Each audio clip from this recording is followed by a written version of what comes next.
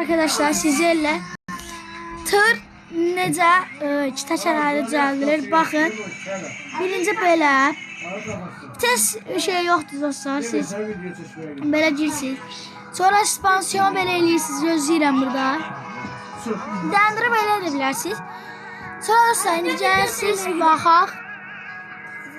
Bir dəqiqə gözünü açdı. Sizə bir dənə bunu göstərdim.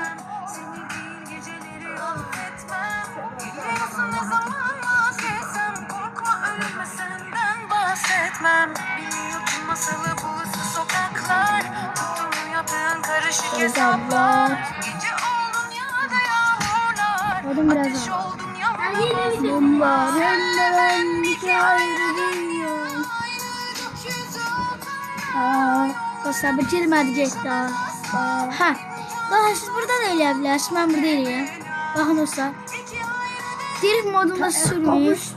Drift modunu doyurursa drift modunda süre bilərsiniz. Şeydə də süre bilərsiniz. Belə də AVD-də də süre bilərsiniz.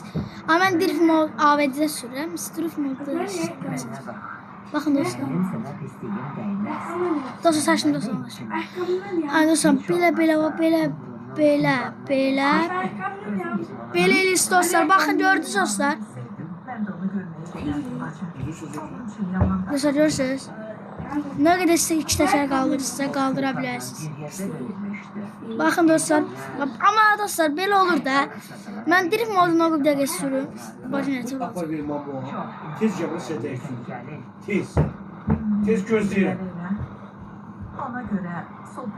Dostlar drift modunda geçəcəkdir. Drift modunda.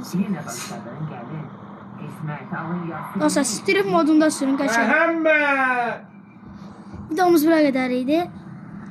Baktığınız için çok sağ olun.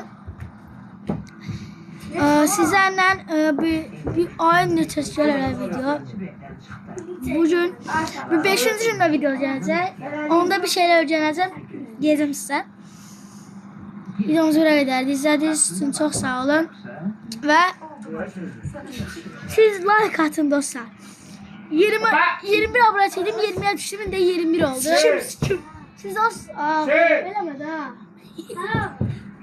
Sonra dostlar, eləm səs oldu. Ama ben sen. Səs solda mı? Dostlar, siz ne olur? Ben 30 abone eləyin. Sizden eşit istəmirəm. Ama dostlar, siz biriniz də yazmadınız idinizi. Ben sizə o pilyoram verəm.